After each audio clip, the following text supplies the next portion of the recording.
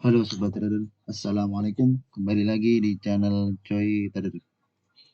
Kali ini kita akan membahas saham-saham IPO yang penawaran umumnya akan habis pada perdagangan esok 9 Januari 2025.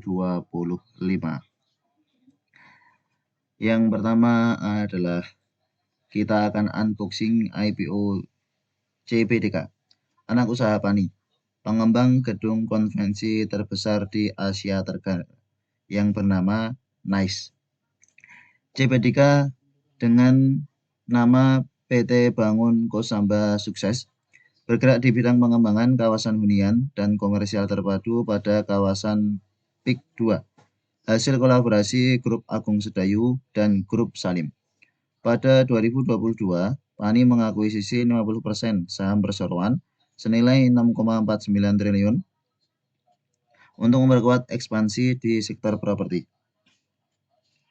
Perseroan juga terlibat dalam pengembangan gedung konvensi terbesar di Indonesia, Nusantara International Convention Exhibition atau disingkat NICE yang berlokasi di PIK 2. Ini gambaran peta wilayah Pantai Indah Kapuk 2. Ada di beberapa tempat. Sini. Perseroan memiliki lahan konsolidasi seluas 735,2 hektar di PIK 2 bersama anak usaha dan entitas asosiasinya, dengan 50% di antaranya merupakan lahan yang belum dikembangkan. Bertanda kuning adalah lokasi perseroan dan anak usaha perusahaan. PT Bangun Kosamba Sukses, ini anak usahanya. Struktur kepemilikan saham CPDK sebelum IPO, Pani memiliki 51% kepemilikan, Agung Sedayu memiliki 24,55%, Tunas Mekarjaya atau Salim Group memiliki 24,5%. Setelah IPO, Pani berkurang, hanya tinggal 45,9%, Agung Sedayu 22,05%, Tunas Mekarjaya atau Salim Group 22,05%, dan masyarakat memiliki 10%. Pengendali perseroan, Susanto Kusumo, Alexander Halim Kusumo, Richard Halim Kusumo, dan Hindarto Budiono, tetapi akan menjadi pengendali melalui Pani, setidaknya 12 bulan setelah efektifnya pernyataan pendaftaran penawaran umum perdana saham perseroan. Kinerja keuangan penjualan dari CPDK mengalami peningkatan dari 2001 ke 2022 sebesar 358,7%, dari 2022 ke 2023 mengalami kenaikan 240,3%, meskipun dari 6 bulan di tahun 2023 dibandingkan dengan 6 bulan di tahun 2024 mengalami penurunan 22%. Kemudian dari laba bersihnya juga mengalami peningkatan dari tahun ke tahun sejak 2021 ke 2022 mengalami peningkatan 266,1%, dari 2022 ke 2023 menguat 109,4%, dari 6 bulan di tahun 2003 ke 6 bulan tahun 2004 menguat 0,4%.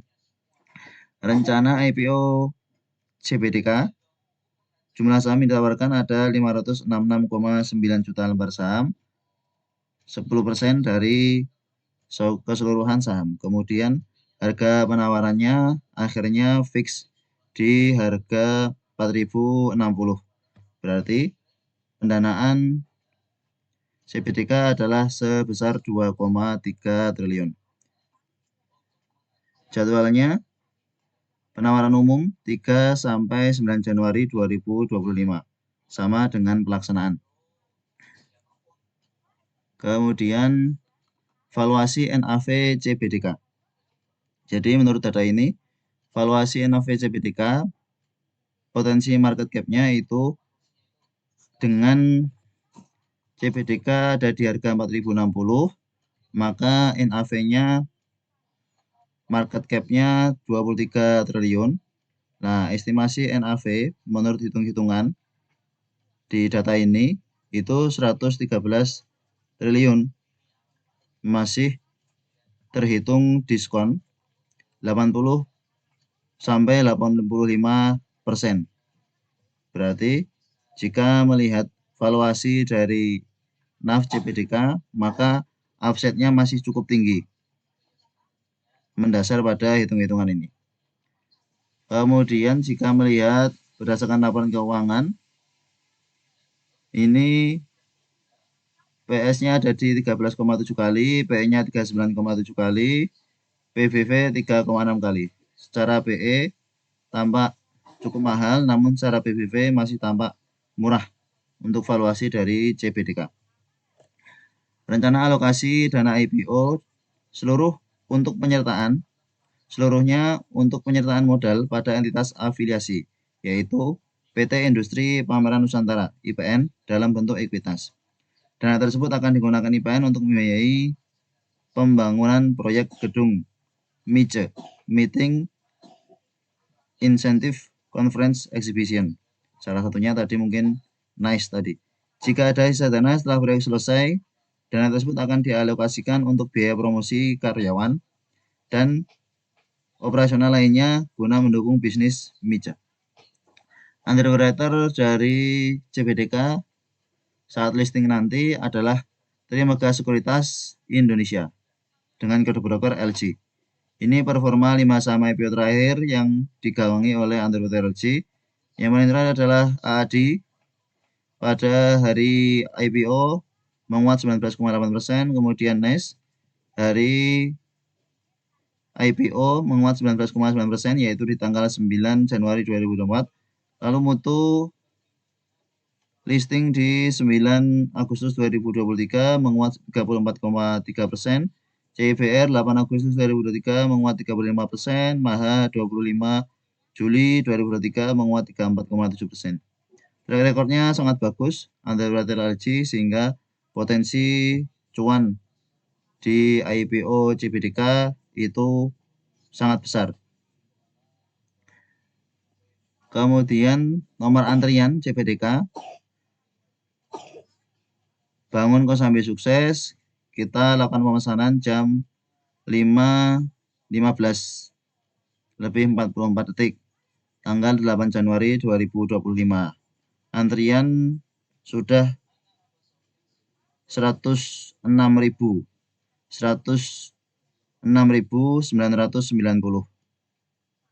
Dengan jumlah lot yang ditawarkan cukup sedikit, maka potensi sobat trader bisa mendapatkan penjatahan lot di CBDK sekitar 1 atau 2 atau 3 lot jika melakukan pemesanan di bawah 100 juta. Kurang lebih hanya dapat 1, 2 atau 3 lot. Maka kalau memang sobat trader modalnya terbatas atau dengan ketidakyakinan bahwa akan bisa mendapatkan lot banyak, ya beli 1 lot saja. Kalau beli 1 lot saja, pasti penjatahannya justru bisa 100%.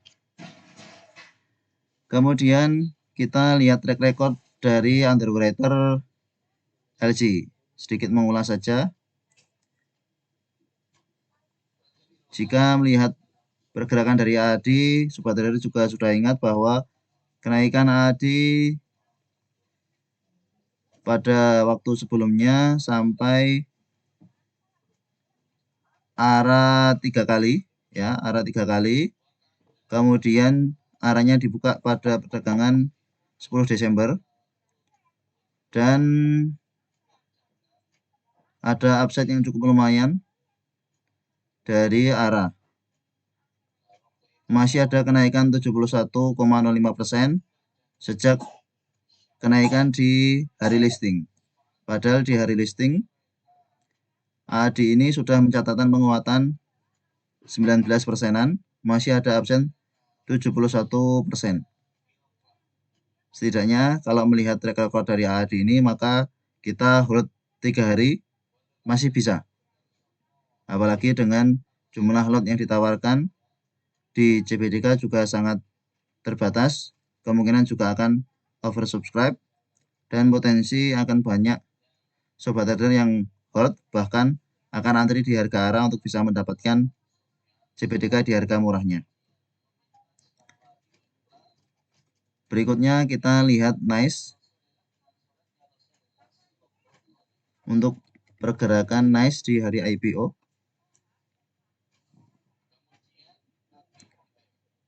IPO di tanggal 9 Januari 2024.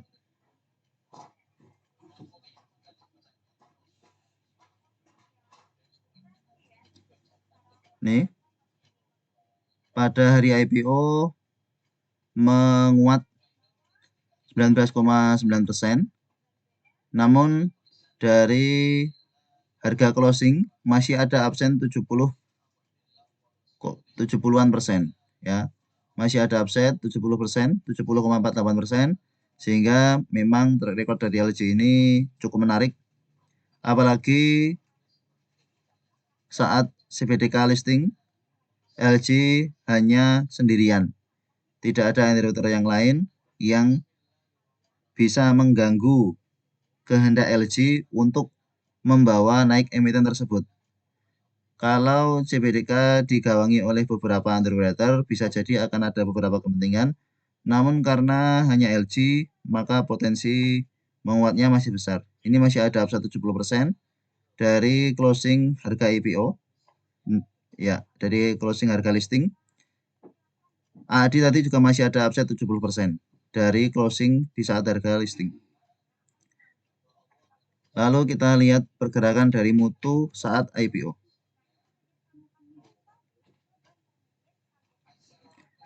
Mutu IPO di tanggal 9 Agustus 2023.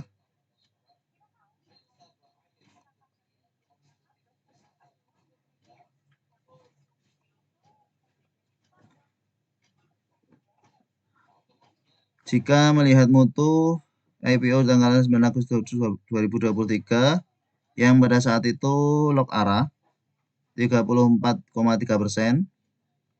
Ini lock arah. Pada hari kedua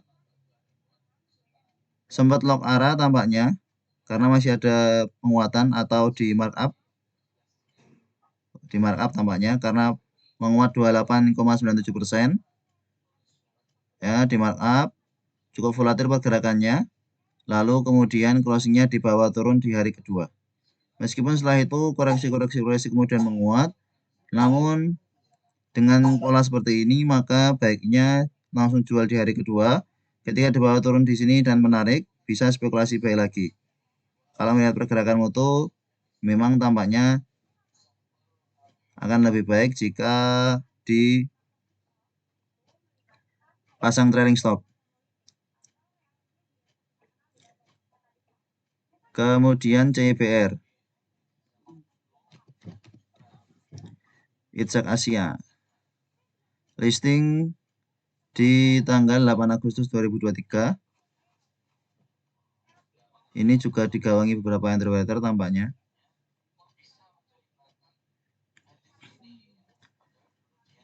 Dari closing di saat listing, yang pada saat listing sudah ada penguatan 35%. Jadi opennya tidak lock arah, namun opennya di 130 meskipun kemudian akhirnya arah. Setelah itu masih ada kenaikan 108,8% 4 hari. Ya, berarti kurang lebih rata-rata pergerakan dari LG melihat CPR dan AAD 4 hari. Nice tadi juga 4 hari. Yang berbeda Mutu, karena mungkin ada beberapa underwriter yang punya kepentingan berbeda dengan LG. Terakhir Maha. Mari kita lihat Maha pada saat listing, yang mana listing di tanggal 25 Juli 2023.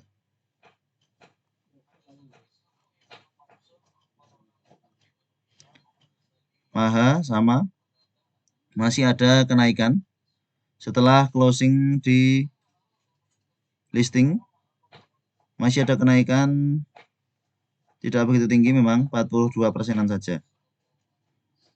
Namun melihat 5 emiten, berarti 4 emiten masih ada kenaikan di hari-hari berikutnya, sedangkan 1 emiten Mutu tidak melanjutkan kenaikan di hari ketiga, hari keempat. Baru naik di hari kedua, kemudian loyo. Maha masih tampak bagus jika kita mendasar Maha sebagai track record LG. Potensi upside cukup bagus untuk CBDK, silahkan hold minimal 3 hari. Jika melihat historical dari pergerakan emiten-emiten yang sebelumnya digawangi oleh LG, ADI, NICE, CPR, Maha. 4 harian masih akan menguat. Mari kita unboxing IPO DGWG, pedagang grosir pupuk dan produk agrokimia. Dengan nama Delta Giri Wacana, bergerak di bidang pedagang grosir pupuk, produk agrokimia, hingga peralatan pertanian. Perseroan melayani kebutuhan kurang lebih 10 juta petani, setara dengan 30% total petani Indonesia. Berarti memang yang besar di bidangnya. Melalui lebih dari 7.000 kios dan 27 gudang penyimpanan yang tersebar di Sumatera, Kalimantan, Jawa, dan Nusa Tenggara. Produksi perseroan dari segmen pestisida ini berkisar 126.225 tahun 2023, tahun 2022 132.992 dalam jumlah ton, dan seterusnya. Ini produksinya, ini kemudian alat pertanian produksinya 827, 924, 1119. Mengalami penurunan tampaknya dari jumlah produksi dari tahun ke tahun. Ini produk-produk perseroannya ada pupuk, pestisida, kemudian mulsa, alat-alat pertanian. Kontribusi pendapatan berdasarkan segmen usaha per 6 bulan tahun 2024. Pestisida menyumbangkan kontribusi sebesar 26% dengan pemasukan 386 miliar. Kemudian pupuk 51,5% kontribusinya untuk perusahaan. Perlengkapan dan peralatan kontribusinya 0,7%. Distribusi kontribusinya 21,8%. Kontribusi penjualan perseroan berdasarkan pelanggan. Hanya ada satu pelanggan perseroan, yaitu PT 3 Generasi Mandiri yang berkontribusi lebih dari 10% pada penjualan perseroan. Kontribusi terhadap penjualan bersih perseroan dari ini 11,3% tahun 2023, tahun 2022 23,5%, tahun 2021 31,4%. PT 3 Generasi Mandiri tidak terafiliasi dengan perseroan dan berstatus sebagai distributor eksternal. Kinerja keuangan dari DGWG tahun 2021 mengalami kenaikan ke tahun 2023 berdasarkan penjualannya 22% dalam jumlah miliar nih. Kemudian dari tahun 2023 ke dari tahun 2022 ke 2023 mengalami kenaikan 80,2%. Namun secara hitungan 6 bulan tahun 2023 ke 6 bulan tahun 2024 mengalami penurunan 6,4%. Laba bersihnya dari tahun 2021 ke 2022 juga mengalami kenaikan 75,6%. Dari 2002 ke 2023 mengalami penurunan 89,3%. Catatannya dari Stockbit ini, penurunan laba bersih pada 2023 disebabkan oleh kenaikan beban keuangan seiring aksi akuisisi pada 2022 dan penundaan pembayaran dari pelanggan. Rencana IPO DGWG, jumlah saham yang ditawarkan 1,7 miliar lembar atau sekitar 17 juta lot. Harga penawaran pada saat video ini dibuat akhirnya di harga 230. Ya, ini data lama. Pada akhirnya ditawarkan di harga 230. Sehingga potensi pendanaannya ada di bawah 700 miliar. Jadwalnya pada akhirnya di tanggal 3 Januari sampai 9 Januari 2025. Valuasinya berarti akan ada di bawah ini, PE-nya juga di bawah ini juga terlihat mahal sekali. BBV-nya akan di bawah ini, PS di bawah ini. Market cap akan di bawah 2,8 miliar. Rencana alokasi dana IPO, penyertaan modal kepada entitas anak perseroan, PT Fertilizer Inting Teknologi, untuk modal kerja dan pembayaran sebagian pokok utang sebesar 54,7%. Kemudian 33,1%-nya untuk modal kerja perseroan, belanja modal perseroan, dan pembayaran sebagian pokok utang perseroan kepada bank. 8,9%-nya digunakan untuk penyertaan modal kepada entitas anak perseroan, PT Dharma Gunawibawa, untuk membayar sebagian pokok utang kepada bank. 3,3%-nya sisanya penyertaan modal kepada entitas anak perseroan PT Semesta Alam Sejati untuk modal kerja. Ini kinerja underwriter dari ODAHIF yang akan menggawangi IPO DGWG.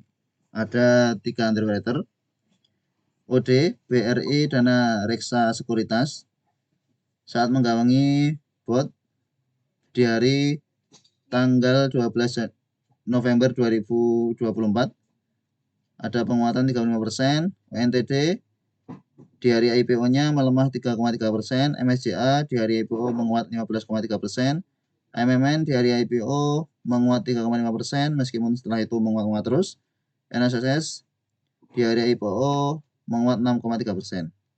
Lalu kinerja underwriter dari AHA ini ada menggawangi Suri di hari IPO melemah 4,7%, kemudian IOTF menguat 35%, AX melemah 5% di hari IPO, RSCA menguat 13,9% di hari IPO, LMAX menguat 10% di hari IPO saat sampai penutupannya. Kemudian underwriter IF Samuel Sekuritas Indonesia. Track recordnya cukup bagus, menggawangi DOS ARA 35% di hari IPO, Golf juga ARA 35% di hari IPO, Live menguat 17,6% sampai closing, Ali menguat 25% sampai closing, Volk menguat 13% sampai closing. Dan ini nomor antrian dari DGWG. Kita lakukan order pada tanggal 8 Januari 2025 jam 5 lebih 18 menit dengan antrian 30.111 jam segini. Berarti masih ada potensi lonjakan orderan. Dengan jumlah lot yang ditawarkan, maka menarik untuk DGWG. Kalau masih akan ada kenaikan antrian, kenaikan jumlah orderan, maka tetap jumlah lot yang kita dapat akan bisa cukup banyak. Harapannya seperti itu. Mari kita lihat track record dari beberapa underwriter yang menggawangi DGWG. Mulai dari buat track record OD.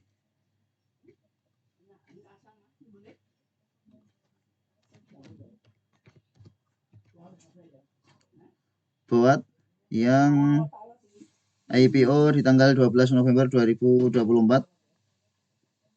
di hari IPO menguat 35% ARA. Setelah itu di hari keduanya masih ada kenaikan sebesar 31%. Ya, di hari IPO masih ada kenaikan 31%. Setelah hari ketiganya di bawah turun, kemudian menguat. Kalau melihat track record dari OD di bot, pergerakannya seperti itu. Sehingga ada konsolidasi dulu, baru ada penguatan. Jual di hari kedua, beli lagi di bawah, mungkin akan lebih bijak. Jika memang yakin bahwa akan menguat. Yang penting jualan dulu. Karena memang tujuannya kalau hanya manfaatkan IPO ya cuanku saja. Kemudian UNTD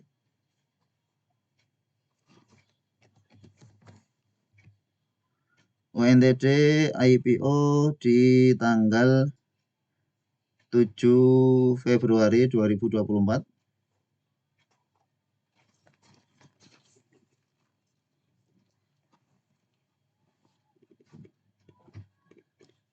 Di hari IPO-nya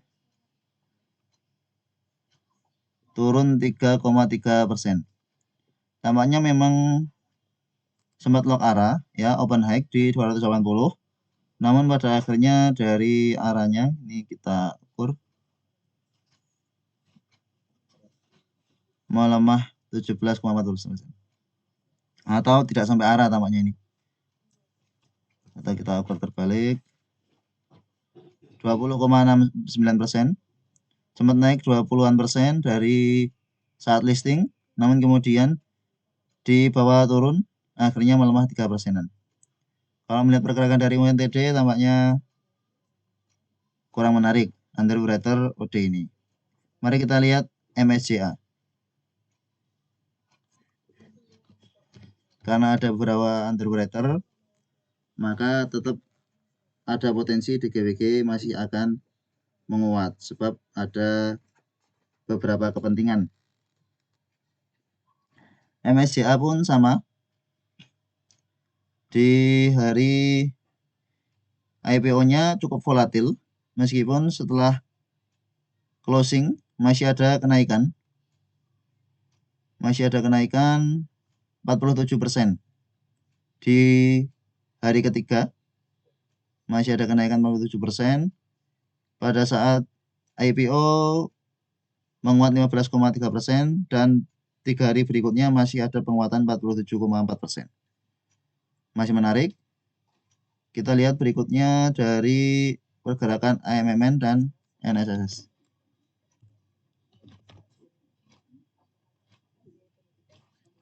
MMN, ya pada saat IPO memang tidak terjadi apa-apa, bahkan sempat sideways ya. Sideways, meskipun setelah itu baru kencang.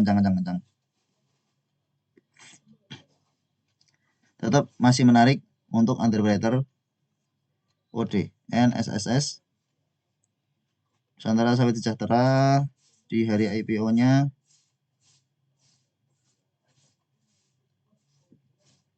memang mengalami penguatan tipis 6,3%, cukup volatil, bahkan sempat koreksi hack-nya di hari ke-6. Di hari ke-6 setelah IPO mencapai hack-nya, setelah itu ada penguatan.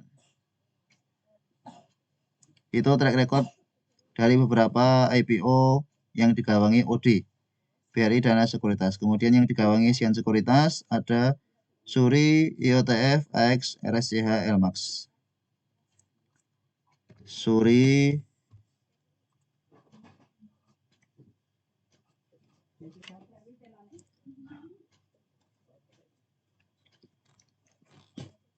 track recordnya juga harganya awalnya tidak kemana-mana, baru setelah sebulan ada kenaikan kencang.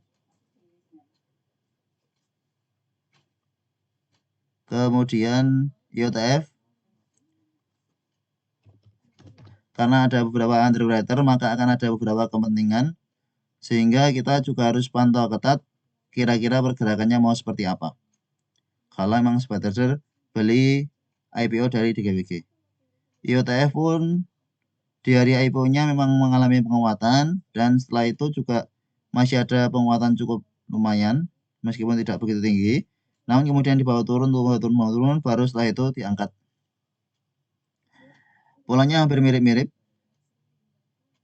Underwriter AH, kemudian AX,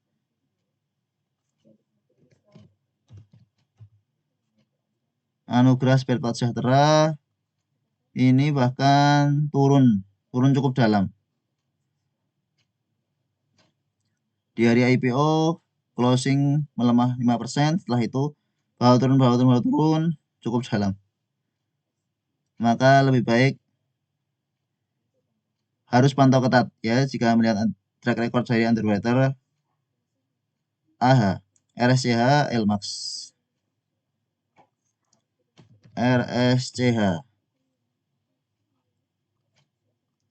RSCH juga sama, ini pergerakannya tidak kemana-mana, bahkan saat IPO baru setelah itu ada penguatan. Lalu LMAX, track record dari AH ini tampaknya kurang menarik. Namun karena ada beberapa underwriter yang mengampu, semoga bisa membawa cuan untuk sobat trader. Kalau di LMAX menarik, dari setelah listing, closing listing masih ada kenaikan 72%. Kita lihat track record berikutnya IF. Yang menarik adalah underwriter IF. Semoga underwriter AH diam saja yang menggerakkan biar underwriter IF. Dari IF ada DOS Golf Lift. DOS terlebih dahulu di hari IPO menguat 30%-an. Setelah itu di hari kedua masih naik 18%, open high, kemudian di bawah turun. Nah, setelah itu di bawah turun, lama-lama baru naik lagi. Terus Lift Homco Victoria.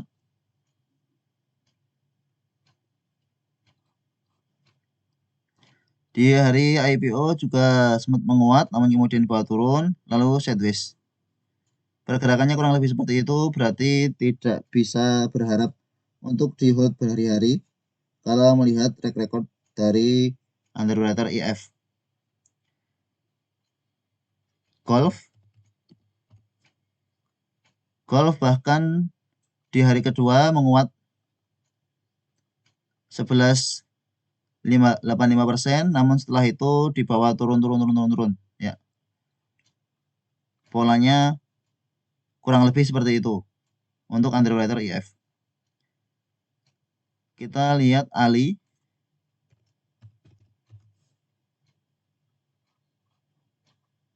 Yang berbeda sendiri ada di Ali. Ali dari IPO masih ada kenaikan lanjutan. Bisa jadi memang ada kepentingan yang berbeda. Namun ini juga menjadi catatan khusus. Ali bahkan sempat sampai menguat 163%-an dari closing di harga IPO. Terakhir Volk. Pasang trailing stop saja untuk sobat trader yang punya di GWG. Volk pun sama, meskipun secara catatan masih ada penguatan 13%-an dari harga IPO di saat listing. Namun setelah itu di bawah turun dan belum mencapai high-nya lagi. Bahkan tidur di kocap. Itu beberapa catatan untuk underwriter yang menggawangi DGWG. Mari kita lanjut unboxing IPO obat.